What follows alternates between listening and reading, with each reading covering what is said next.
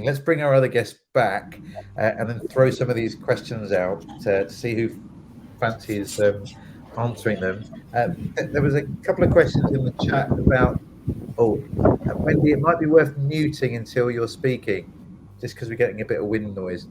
Thanks so much. I think the same with Rachel. We're hearing a bit of background from you. There's been a few questions from people around vaccinations. What should I do if my guest refuses to be vaccinated and I've got vulnerable people in the house? I guess looking at you, Tanya, with that directness piece, but maybe Lucy as well, you might have some advice for us. What should we do? Help someone out of this difficult circumstance. Do you want to go first, Tanya? Yeah, well, I know that there is this issue in Ukraine about vaccination, and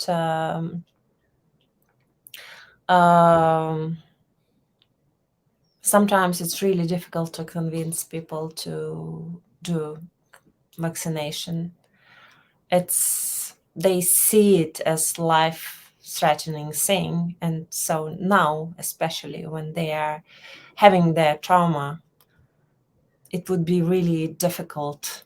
It might be really difficult to convince them to do something that seems to be life-threatening for them. I guess, how do we have that direct conversation? Because should it be an ultimatum? Should we say, look, I'm really sorry, but this is a red line for us unless you're able to be vaccinated because of other circumstances? Yeah, Is that an appropriate level of directness, or is that too much? Well, it definitely can traumatize these people because, because they're traumatized already, right? Yeah. So this issue is not the same as talking about time when you are supposed these people to go to bed, or food issue, or saying thank you, or something else. It's really could be. So I think it's better to do it with maybe somebody like a mediator. Yeah, that's good. Does anyone else want to comment? What do we do about this anti-vaccination thing?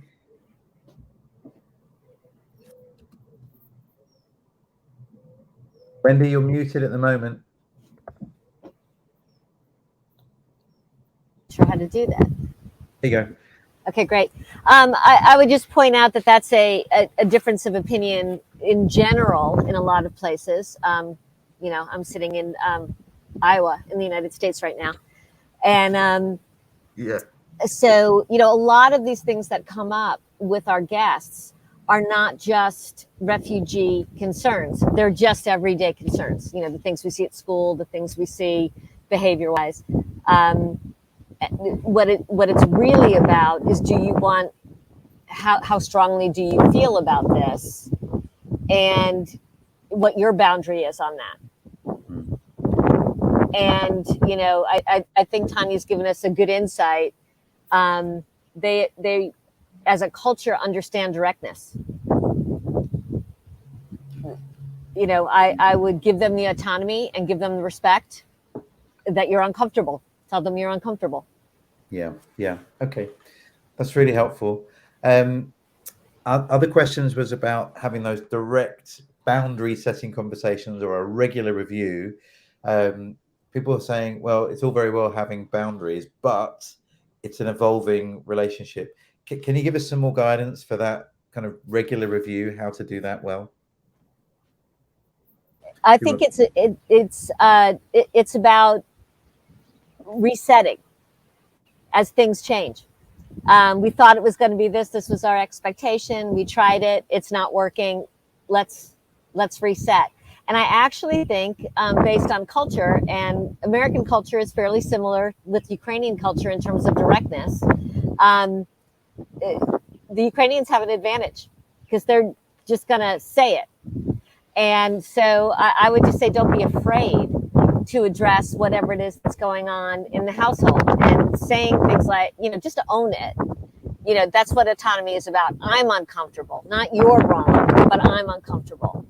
And the premise of the whole agreement is we want to help you, and you've chosen us to live with. And so if we understand that's where we're coming from, of course we can work together and work these things out. And we just have to keep reminding ourselves, this is what we said we would do. This is what we're asking for. There's going to be, some things are going to be bumpy. Some things are going to be wonderful. That's good. That's what this is. Thank you, Wendy. Yeah, brilliant. Go on mute again just for a sec. Thank you. Perfect.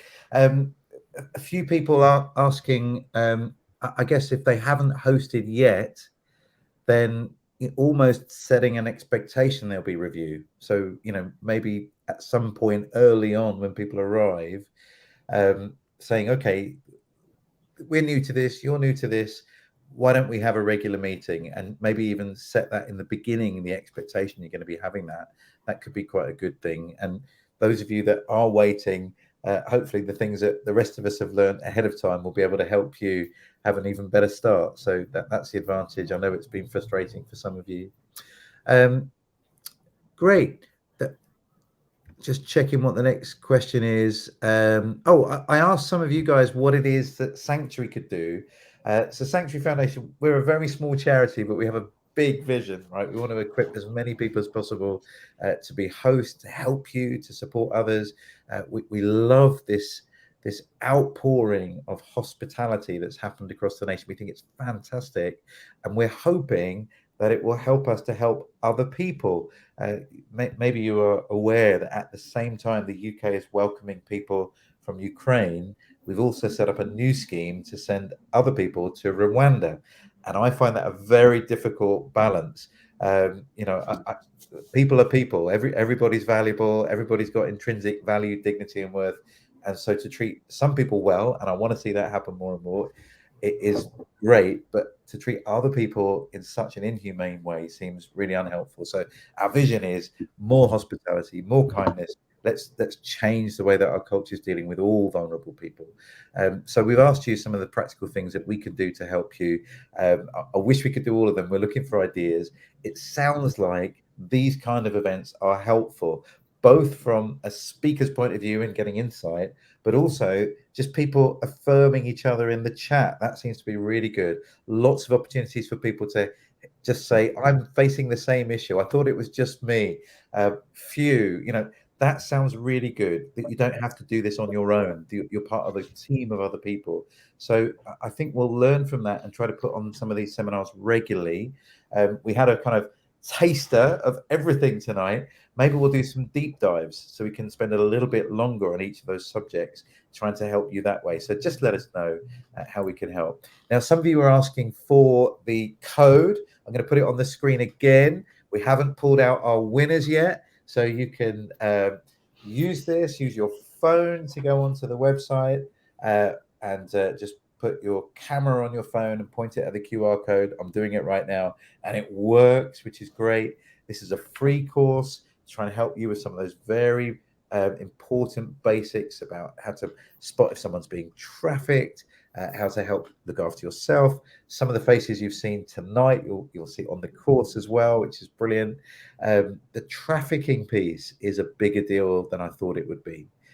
I heard recently of one host that had a visit, or potential host had a visit from their local authority, and they found locks on the outside of the room and cameras in the room that was going to be used. So sadly, these disasters bring out the best in people, but they also bring out the worst in people. And that's why safeguarding and being clear about trafficking and people smuggling is really important. And so if you're new to this, come and get that basic training. We've had some pretty difficult circumstances happening in around the country, so let's get as clued up as we can. Great. Okay, just before we call straws, or just ask for a final comment from each one of our guests, I'm just checking the chat. Yes, this will be available afterwards, and yes, the chat is preserved, so you'll get a double whammy. Some people are saying, I've been so involved in the chat that I missed some of the talk. You'll be able to see the talk. Some of you are saying, I've been enjoying the talk so much, I've missed the chat. You'll be able to review it at your leisure, and you can share that widely. We'll upload it. and I'll email everyone that registered so they get first dibs to see it, and then we'll make it available. We're also talking about slicing this up and making it in a bit of bite size as well. So if you've got a spare 10 minutes, you can watch something. So I'm hearing lots of love from everybody, for all the speakers. Thank you very much. Let's give you all a last chance to say something. We'll start with Wendy, then we'll go Susanna, Tanya, Rachel, and Lucy, and then I'll bring us to a close. Last thing I would say is we're working on content addressing all of these things. So we have videos for hosts already posted, going a little deeper into this conversation if you're interested, on the YouTube channel To Be Known, Mental Health and Wellness. Tanya and I are actually working together with Safe Places in the Royal Borough to put together content for our Ukrainian guests on how to regulate their body in a trauma situation, and trying to meet the needs of our guests as well, helping them settle in. So keep looking and keep asking, and we'll address it as you ask. Thank you, Wendy, so much for your contribution. Great to have you here. Susanna, and then Tanya. So I would just say reach out for help before you actually think you need it. So taking inspiration from what Lucy was saying about planning ahead, always plan ahead. Before your guests arrived is ideal to create your support group, but reach out, don't wait for disaster to hit. Thank you, really helpful. Thank you. Thanks for all you're doing in North Devon. It's really inspiring. Tanya? I want to tell you that even if you don't hear thank you from Ukrainian people, if you feel like we are too direct and maybe sometimes too rude, what I hear from Ukrainian people around, I'm talking to them like every day, we are really, really very thankful for everything you are doing, and we appreciate it eternally. Thank you. That's wonderful, Tanya. So grateful for you sharing your experiences and your wisdom. Lots of people. I wanted to say one more thing for those maybe who didn't got through Sanctuary course. I just did it myself. It's just brilliant. It's one of the best course I ever seen in my life. Yeah, so wonderful. Please, if you didn't do that, get through it. Brilliant. And I'm not even paying you to say that. That's very, very gracious of you. Thank you so much, Tanya. I'm glad it was helpful. Rachel, over to you. Okay, I think as a host, you'll get some people telling you, you're amazing, this is incredible and wonderful what you're doing. You'll get other people telling you you're an idiot, they knew it would all go wrong, and you'll get exhausted. And it's not too helpful to belong to either of those camps. I don't feel amazing at all, but I know I'm not a total idiot. And just hang in there, be honest with yourself, be as honest as you can with those around you, get help when you need it.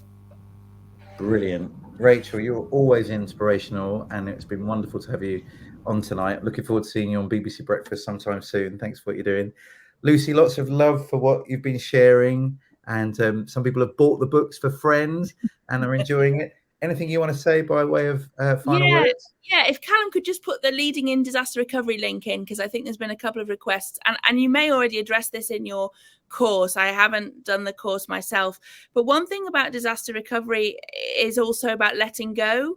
So one of the things about the importance of this relationship, very similar to other social care relationships in a way, like fostering or supporting each other, is that at some point your family that you're hosting may wish to definitely move on or go home. So one of the things we always plan for at the start of disaster response is the exit.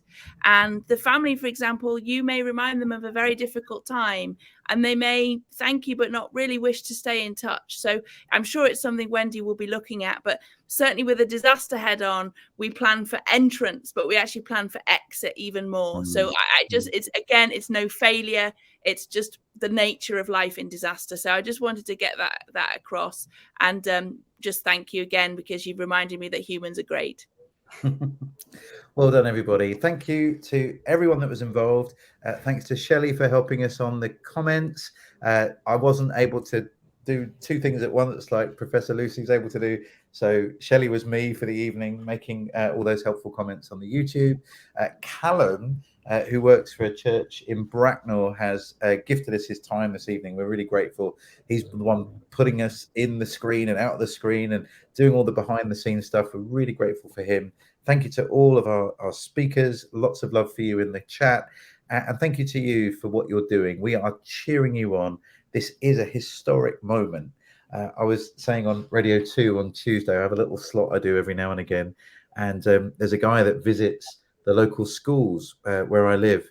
And he has a really, really sad story that when he was 7 years old, he found himself on a train and he was waving goodbye to his mum on the platform. And his mum reached in through the window and gave him his father's watch and just said, "Don't forget us." That was the last time he saw his parents. It was 1939. This young lad was getting on a train to England. He was part of the kinder transport. That saved his life. He never saw his mum and dad again. They died in the gas chambers. But, you know, he's now in his late 70s, I think, maybe older. My maths is terrible. And he's telling the story of what his host family did for him. There'll be generations of people that will be impacted by what you've done by offering hospitality. So thank you. Keep going. It's absolutely fabulous. And you're writing some history. We'd love to stay in touch. We'll, if you sign up for the Sanctuary course, obviously we'll send you emails about that. If you're not yet registered on the Sanctuary Foundation website, just tell us what you're doing. If you're pledging to support or help, let us know. And then you're on the regular e-shots that we put out. And I think one of the big lessons from tonight is how useful these kind of sessions are. So watch your inboxes. We'll be having them again soon. Thank you, everybody. Look forward to seeing you again soon. Keep going.